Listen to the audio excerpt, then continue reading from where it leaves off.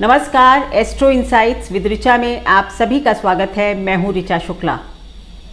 मित्रों, आज आपसे बात करूंगी एक बहुत ही महत्वपूर्ण कंजंक्शन पर, जिस पर मैं ऑलरेडी एक वीडियो बना चुकी थी, जो कि एक कॉम्पैक्ट वीडियो था, लेकिन आज उसी का एक डिटेल्ड वर्जन आपके सामने आएगा। और वो कंजंक्शन बहुत ही इम्पॉर्टेंट कंजंक्शन है, क्योंकि आज बात होगी बृहस्पति और केतु के कंजंक्शन की। आप में से बहुत लोगों के कमेंट्स में भी मैंने देखा कि इस विषय पर आप ये एक वीडियो देखना चाहते हैं। तो बृहस्पति और केतु के कंजंक्शन के विषय में बहुत सारी मिसलीडिंग इंफॉर्मेशंस भी हैं और बहुत सारी पॉजिटिव इंफॉर्मेशंस भी हैं। आज मैं आप लोगों के साथ इस कंजंक्शन पर अपनी एनालिसिस, अपने एक्सपीरियंस से मैंने क्या देखा, क्या समझा, हॉरोस्कोप्स में किस तरह से ये कॉम्बिनेशन कंजंक्शन काम करता है, उस पर बात होगी। सबसे पहले बात होगी कि बृहस्पति और केतु का कंजंक्शन आखिर है क्या। दूसरी बात होगी कि आखिरकार ये जो छाया ग्रह हैं, ये जब किसी के साथ कंजंक्ट करते हैं, युति करते हैं, तो किस तरह से इनको देखा जाना चाहिए। तीसरी बात ये कि आपकी कुंडली के अलग अलग भावों पर, हाँ, आज इस वीडियो में यही एक स्पेशल बात है कि मैं पूरे कुंडली के 12 भावों में इसके प्रभाव की चर्चा करूंगी। क्योंकि आप सभी लोग जब इस तरह की कुछ वीडियोस आते हैं तो आपको लगता है कि आपकी पत्री में इसका क्या फल होगा, ये पता चल जाए। इसी विचार से आज इस 3 सेगमेंट्स में ये वीडियो रहेगा। सो पूरा वीडियो ध्यान से देखेंगे, तभी पूरी बात को समझ पाएंगे। चलिए शुरू करती हूँ। सबसे पहली बात ये कि बृहस्पति और केतु का कंजंक्शन आखिर है क्या। बृहस्पति या देवगुरु, बृहस्पति आप कह सकते हैं, गुरु कह सकते हैं, देव गुरु हैं ये। आपकी कुंडली के 9वीं और द्वादश यानी कि 9th हाउस, और आपकी कुंडली नहीं, माफ कीजिएगा, काल पुरुष की कुंडली में, यानी कि जो हमारा फिक्स्ड ज़ोडियाक है, उसमें 9वें और 12वें घर के मालिक बनते हैं। सिंपल कर देती हूँ, ऐसा भी समझ लीजिए कि धनु और मीन राशि के स्वामी हैं, और यही 2 भाव जो हैं वो आपके काल पुरुष की कुंडली यानी कि फिक्स ज़ोडियाक में भाग्य और मोक्ष के स्थान हैं। तो बृहस्पति जो कि देव गुरु हैं, हमारी पत्रिका के भी समझ लीजिए कि 9th हाउस की ओनरशिप जो है वो बृहस्पति के पास है। तो बृहस्पति एक पवित्र, पायस, फुल ऑफ विजडम, सैनिटी, सोचने की अच्छी क्षमता, ज्ञान, आकाश जैसा तत्व, बड़ा विजन, धन का कारक भी है, पिता का कारक भी है, और तो और आपके बड़े भाई वगैरह भी बृहस्पति ही हैं।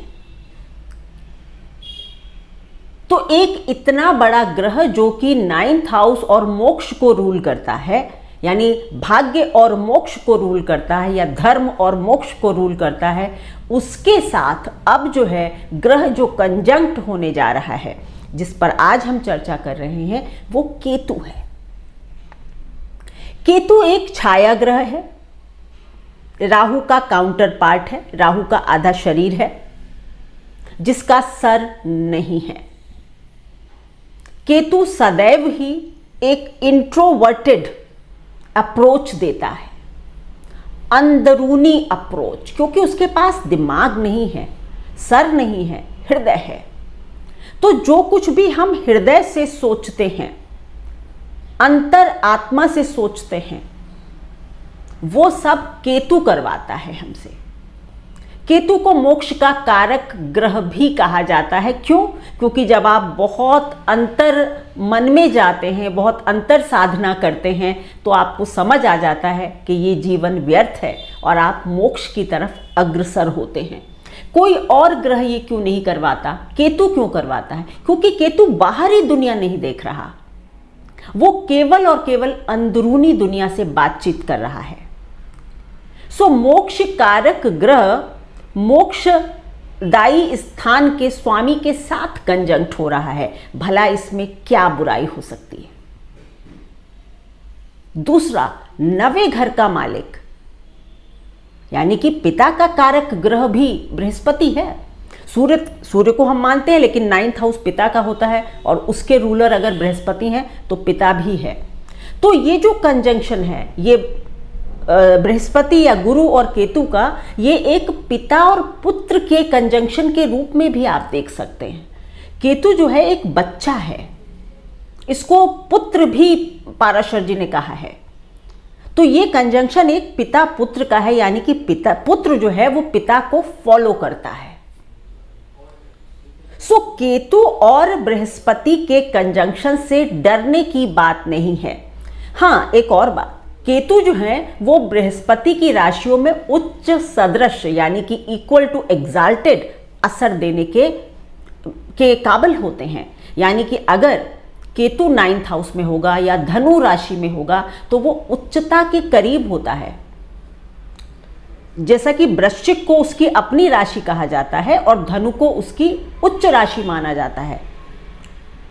तो जहां पर कोई ग्रह उच्च का होगा, अगर उसी के मालिक के साथ उसको कंजंक्ट करने का मौका मिलेगा तो खराबी तो हो ही नहीं सकती।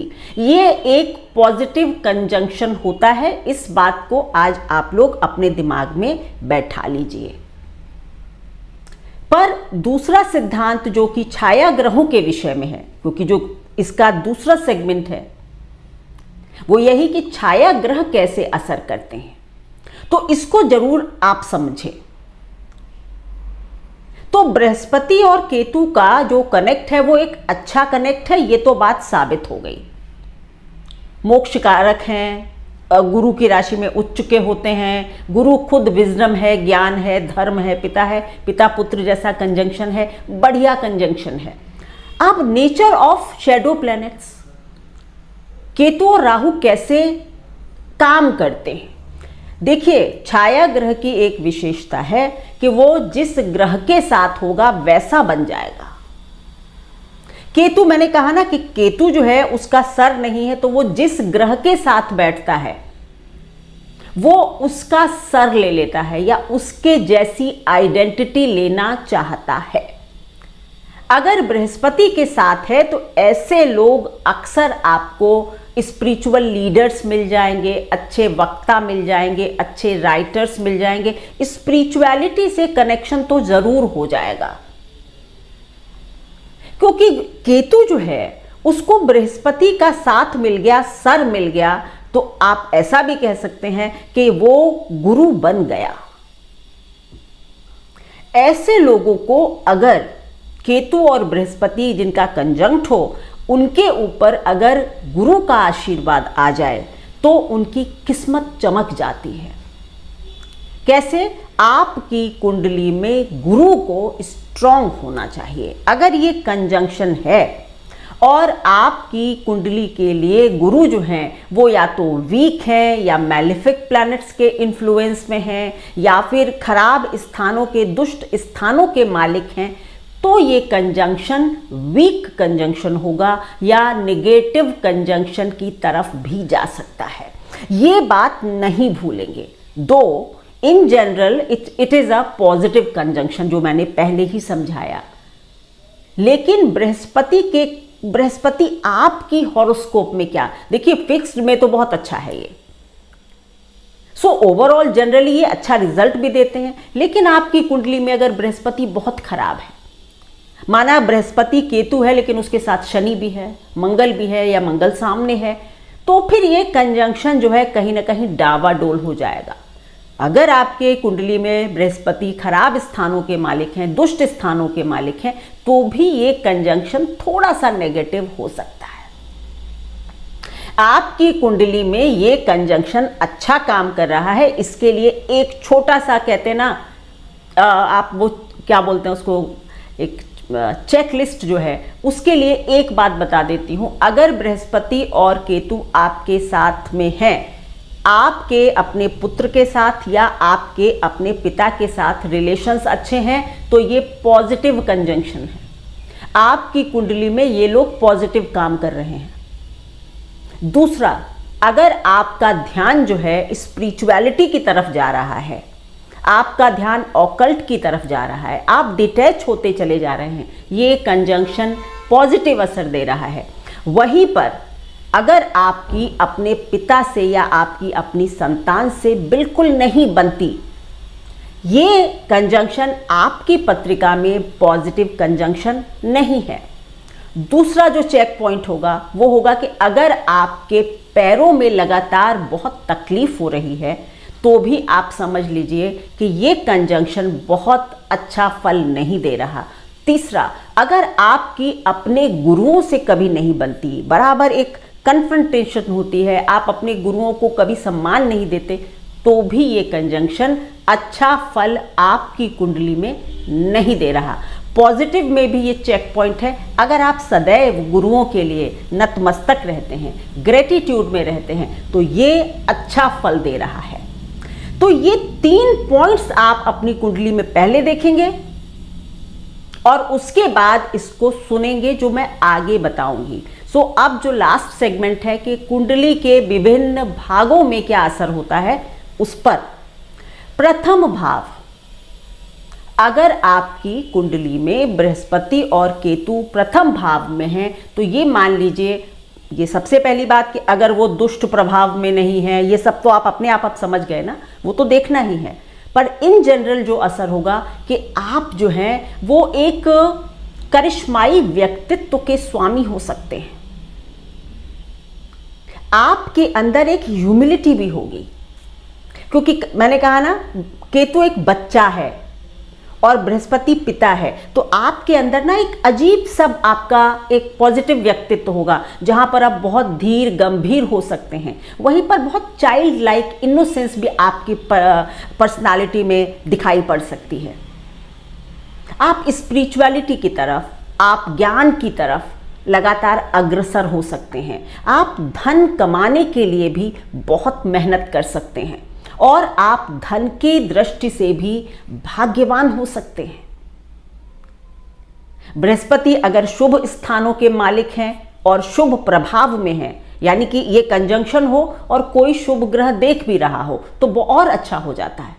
तो आपकी लग्न में, यानी आप गुणग्राही हैं, लग्न में बृहस्पति और केतु हो तो आप गुणों के ग्राहक हैं, यानी आप हर की अच्छाई जो है वो ले लेते हैं। व्यक्तित्व तो करिश्माई होता है, लोग आपकी तरफ अट्रैक्ट होते हैं।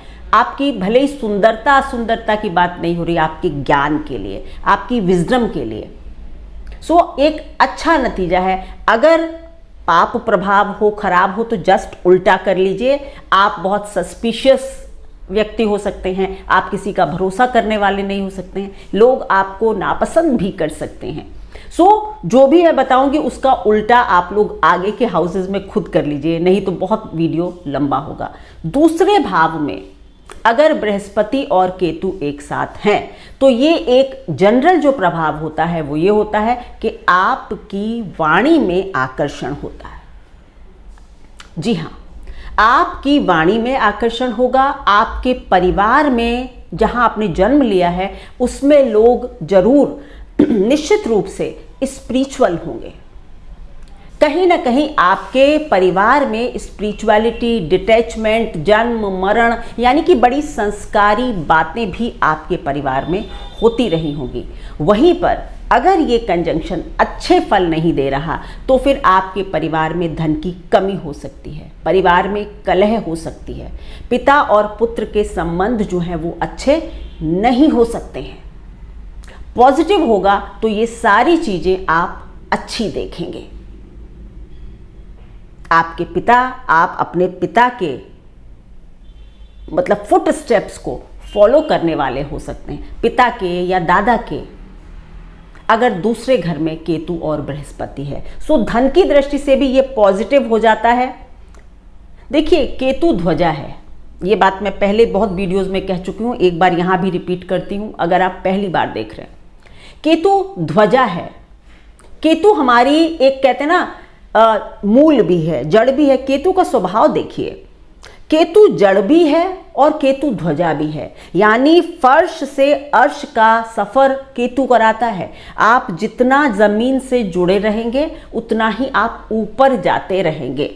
जैसे ही आप हवा में उड़ने लगेंगे केतु आपको नीचे लाने लगेगा। तो जिसका भी बृहस्पति केतु का कंजंक्शन है, बृहस्पति जीव भी है, हमारे अंदर की जीवात्मा बृहस्पति है। तो अगर हम ह्यूमिलिटी में रहते हैं, नीचे मतलब थोड़ा नवे रहते हैं, तो केतु हमको ऊपर ले जाता है। जब हम अपनी जड़ नहीं छोड़ते हैं तो यह हमारा झंडा ऊपर कर देता है। इसी तरह से अगर आपका परिवार जमीन से जुड़ा हुआ है, संस्कारी है, तो आप भी इसी तरह के एक अच्छे इंसान होंगे, अच्छी वाणी के स्वामी हो सकते हैं। अन्यथा आप अच्छी वाणी के स्वामी नहीं होंगे अगर केतु खराब होगा या बृहस्पति खराब होगा। थर्ड हाउस में केतु और बृहस्पति अगर है तो आपका राइटिंग में, पोइट्री में, दूसरे घर में भी आप कवि वगैरह हो सकते हैं, पर थर्ड हाउस में भी राइटिंग, पोइट्री, स्टेज आर्टिस्ट यानी कला के क्षेत्र में आप कुछ बड़ा कर सकते हैं। अगर केतु तीसरे में है तो राहु नवे में होगा। आप हमेशा मतलब हायर लर्निंग की तरफ आप सोचेंगे, क्योंकि राहु को बृहस्पति देख रहा होगा। सो आपका जो भी, हाँ, अगर केतु दूसरे घर में बृहस्पति के साथ है तो इनहेरिटेंस के लिए भी अच्छा हो जाता है, पर पॉजिटिव होना चाहिए। सो अब तीसरे घर में आप हायर लर्निंग की तरफ सदैव आगे बढ़ने वाले होंगे, मतलब ज्ञान के सर्च करने वाले होंगे। राइटर अच्छे हो सकते हैं, पोइट अच्छे हो सकते हैं, आजकल सोशल मीडिया ब्लॉगर वगैरह आप अच्छे हो सकते हैं। सोशल प्लेटफॉर्म पर आपकी एक ज्ञानी व्यक्ति के रूप में इमेज बन सकती है। ये और बात है कि आप थोड़े से रिजिड होंगे, क्योंकि थर्ड हाउस में केतु थोड़ा सा रिजिडनेस भी देता है। कई बार आप अपने धर्म को लेकर बहुत कट्टर हो सकते हैं, मतलब बहुत कट्टरता दे सकता है ये combination. Jupiter Ketu conjunct in third house, Rahu in ninth house, अपने धर्म के लिए एक कट्टरता दे सकते हैं। केतु देगा, राहु क्या चाहेगा? राहु चाहेगा सभी धर्मों को मैं समझ लूं। तो यहां पर थोड़ा सा एक टग ऑफ वॉर भी हो जाता है स्पिरिचुअलिटी और सांसारिकता के बीच में। जीव थोड़ा सा फंस सकता है, लेकिन आपका पताका राइटिंग वाइटिंग में ऊपर जा सकती है। नेगेटिव आप लोग अपने आप इसके उल्टे समझ लीजिए। चौथे घर में अगर बृहस्पति और केतु एक साथ है, देखिए अब ये पिता पुत्र है, ये मैं आपको समझा चुकी हूं, एक तरह से बच्चा है और पिता है। अब अगर ये माँ के घर में, चौथे घर में आ गए, तो ऐसा बच्चा मतलब जिसकी कुंडली में होगा वो व्यक्ति अपने माँ से बहुत कनेक्टेड होगा। उसकी माँ जो है वो एक पायस पवित्र आत्मा होगी। बहुत पॉसिबिलिटी है कि आपकी माँ जो है वो किसी ऑकल्ट की फील्ड से जुड़ी हो, धर्म की फील्ड से जुड़ी हो, एक डिटैच्ड किस्म की महिला हो, और आप उनको बहुत पसंद या उनको बहुत फॉलो करेंगे। केतु फॉलो करता है, जीव को फॉलो कर रहा है। यहाँ पर केतु बच्चा है ना, बड़े को फॉलो कर रहा है। तो अगर चौथे घर में होगा तो आप ऐसा करेंगे। आपके संतान के साथ थोड़ी सी मतलब आइडियोलॉजी की कन्फ्रंटेशंस हो सकते हैं, क्योंकि ये आपके संतान यानी 5वें घर से 12वें घर में होगा। तो आपकी तो अपने माँ से अच्छा होगा, लेकिन आपकी अपनी संतान के साथ आइडियोलॉजी के कन्फ्रंटेशन दे सकता है। बाकी सुख आराम इस सब में कोई कमी नहीं करता। अगर पीड़ित होगा, खराब होगा, तो फिर आपकी माँ जो है वो मानसिक रोगी हो सकती हैं। और तो और किसी कहते हैं ना नशे वगैरह के लिए भी कई बार की तरफ चले जाते हैं लोग। इसी तरह दूसरे घर में जब मैं बता रही थी तो मैं एक बात ऐड कर देती हूँ, अगर केतु बृहस्पति दूसरे घर में है, नेगेटिव है, तो किसी भी किस्म का एडिक्शन दे सकते हैं।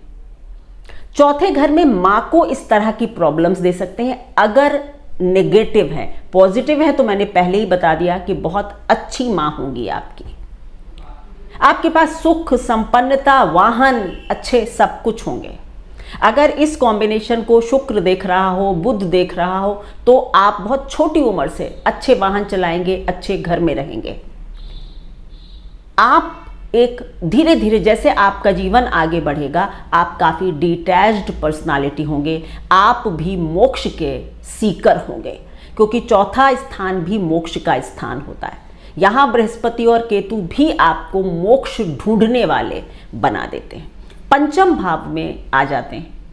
पंचम भाव में अगर केतु और बृहस्पति एक साथ होगा तो आप एक करिश्माई वक्ता होंगे।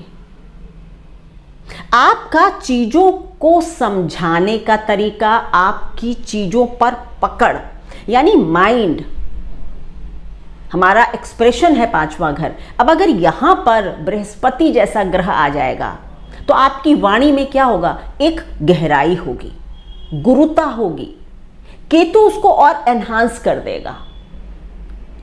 फ्लैग है ना, तो आपकी वाणी ही आपकी फ्लैगशिप हो जाए कि भाई बोलते बहुत अच्छा है, समझाते बहुत अच्छा है, लोगों को मेस्मराइज कर देना। एक सही वर्ड यही है कि अगर पांचवें घर में केतु और बृहस्पति हैं और शुभ हैं, अशुभ नहीं है, शुभ राशि में बैठे हैं, शुभ प्रभाव में हैं, तो आप मेस्मराइज कर सकते हैं। बड़ी से बड़ी क्राउड हो, आप लोगों को जीत सकते हैं अपनी वाणी से। बहुत गजब के वक्ता हो सकते हैं। क्रूर प्रभाव में होगा तो फिर आप काफी खराब वक्ता होंगे, आपकी वाणी को लोग पसंद नहीं करेंगे।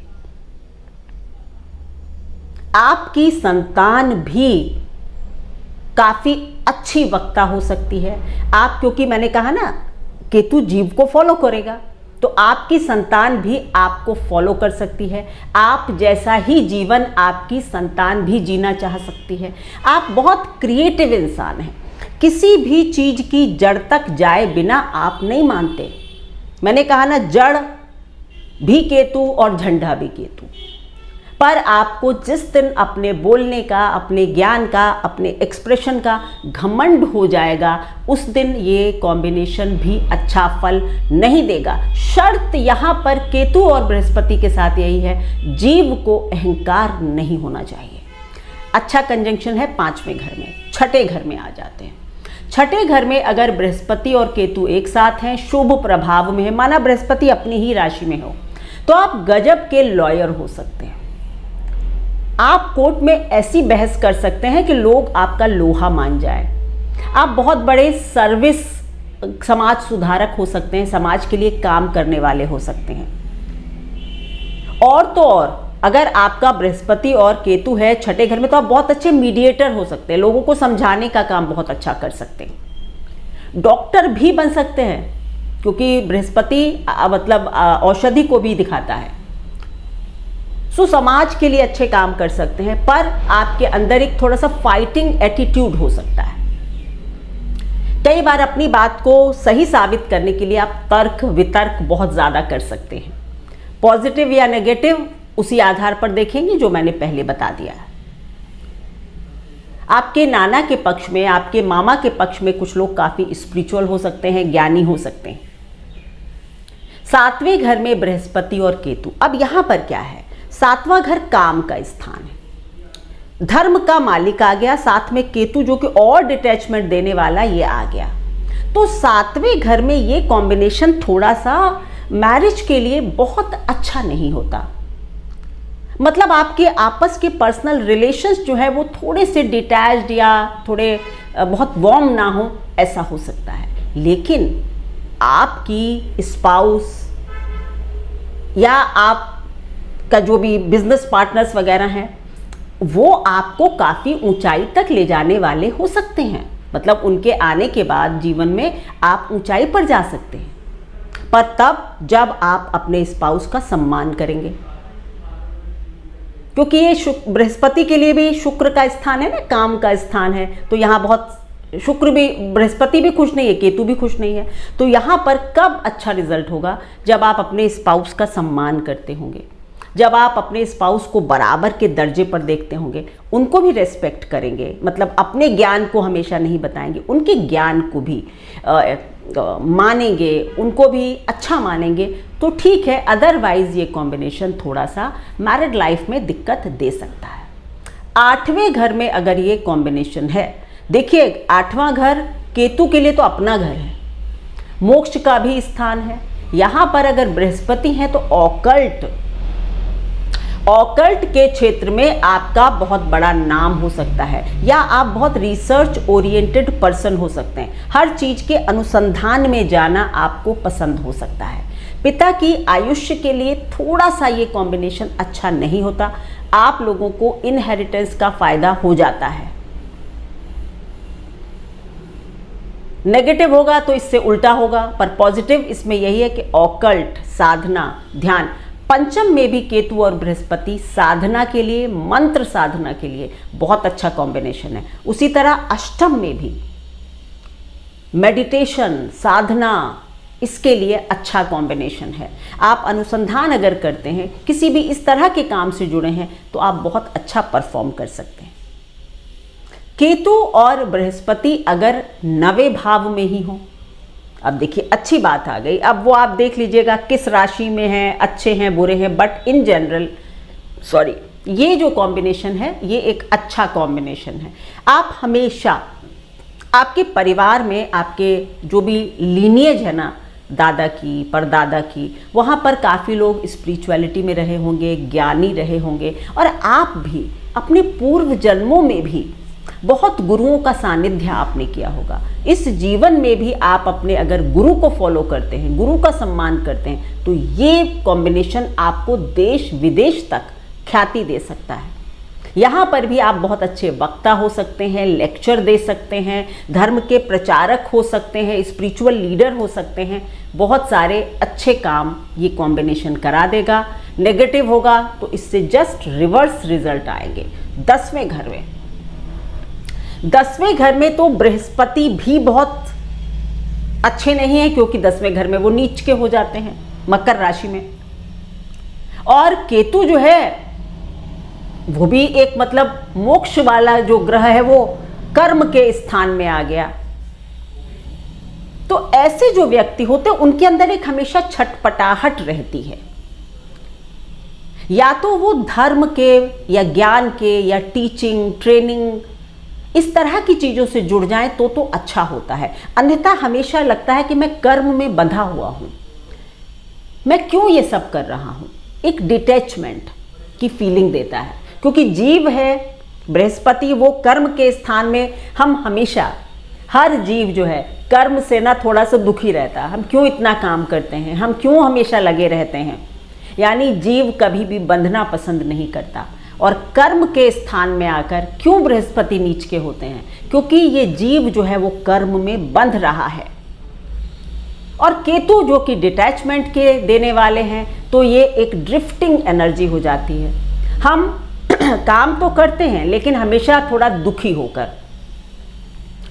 पर अगर हम कोई अनकन्वेंशनल काम करने लगते हैं, है ना, अगर हम धर्म पर बोलने लगते हैं, अगर हम लोगों को इसी तरह की कोई ट्रेनिंग देने लगते हैं, टीचर बन जाते हैं, गुरु बन जाते हैं, तो हमारा ये जो सेंस है ना, ये सेटिस्फाइड होता रहता है। हमको लगता है चलो हम किसी का कुछ भला कर रहे हैं, हमारे ज्ञान से किसी और को फायदा हो रहा। भले मुझे जरूरत नहीं है किसी चीज की, बट चलो इससे और लोग फायदे में हो रहे हैं। आपके पिता, 10वां घर भी पिता का है, तो आपके पिता भी इसी तरह की प्रकृति के हो सकते हैं। ज्ञानी हो सकते हैं, टीचर हो सकते हैं, प्रोफेसर हो सकते हैं। लेकिन अगर ये कॉम्बिनेशन मानक बृहस्पति नीच के यानी मकर में ही बैठे हों, तो आपको हमेशा अपने पिता के अंदर थोड़ी सी कमियां नजर आएंगी। आपको लगेगा कि पिता ने वो नहीं पाया जो पा सकते थे, और कहीं ना कहीं आपके अंदर ये बात भी घर कर सकती है कि मैं भी वो नहीं कर पा रहा जो मैं करना चाहता हूं। केतु जब हो तो हमेशा अगर आपका इस तरह की एनर्जी आ रही है, तो फिर थोड़ा सा इनोवेटिव काम करना शुरू करिए, कुछ नया काम कीजिए, उसमें केतु सेटिस्फाई होने लगता है। अब बात होगी केतु और बृहस्पति अगर 11वें घर में है। 11वें घर में पाराशर जी ने एक बहुत बड़ा सिद्धांत दिया कि हर ग्रह अच्छा है, पूर्णत्व की प्राप्ति करता है। सो ये जो ग्रह है बृहस्पति और केतु, ये भी नेटवर्किंग की स्किल्स बहुत अच्छे दे सकते हैं। आपके बड़े भाई बहन बहुत अच्छी प्रकृति के ज्ञानी आत्मा हो सकते हैं। आप भी अपने बड़े भाइयों को फॉलो कर सकते हैं, उनके पद चिन्हों पर चल सकते हैं। आप अपने सीनियर्स के बहुत चहेते हो सकते हैं, या आपका कोई सीनियर आपका मेंटोर हो सकता है, आप उसको फॉलो कर सकते हैं। सम्मान, मान सम्मान भी प्राप्त कर सकते हैं। 11वें घर में हर ग्रह अच्छा है। ये कंजंक्शन अगर है आपके 11वें घर में, बस ध्यान ये रखिए कि लीगल हैसल्स में कभी ना पड़े, कानून के खिलाफ जाकर कोई काम ना करें। 11वें घर में केतु कभी कभी कानूनी अड़चनों में फंसा देता है, ध्यान दीजिएगा। केतु और बृहस्पति अगर 12वें घर में होंगे, उनकी मनचाही मुराद मिल गई है। मोक्ष का स्वामी और मोक्ष कारक ग्रह एक साथ आ गए हैं, तो यहां पर डिटैचमेंट निश्चित है। आप देश विदेश की यात्रा करना चाहेंगे, आप धर्म के प्रचार में लग सकते हैं, आपको विदेशी कल्चर भी अट्रैक्ट कर सकती है। आपको लगेगा मेरा ज्ञान यहाँ नहीं, बाहर जाकर ज़्यादा सफल हो सकता है। डिटैच्ड होंगे, मोक्ष के लिए सतत प्रयत्नशील होंगे, क्योंकि जीव कारक ग्रह और जो केतु है वो एक साथ हैं, तो ये जीव मोक्ष की प्राप्ति के लिए सतत प्रयत्न करता है। अगर अच्छे माना बृहस्पति मीन राशि में ही हो या धनु में हो, केतु साथ है 12वें घर में, तो ये बहुत बड़ा मोक्ष का कॉम्बिनेशन बन सकता है, अगर और पैरामीटर्स भी फिट हो रहे हैं तो। यहाँ आपको विदेश में जाकर, अगर ये हमें नहीं पता ना कि अगर ये नेगेटिव काम कर रहा है, तो विदेश में जाकर आप किसी कानूनी अड़चन में ना फंसें, इसका हमेशा ध्यान रखिएगा। अगर नेगेटिव बृहस्पति होगा तो ऐसा हो सकता है। ये थी मेरी एनालिसिस बृहस्पति और केतु के बारे में, 12 स्थानों में उनके फल के बारे में। मेरे वीडियोस को अगर आप लोग लाइक करते हैं, अगर पसंद करते हैं तो लाइक करें, शेयर करें, सब्सक्राइब करें। ये आपका अपना चैनल है। Thank you.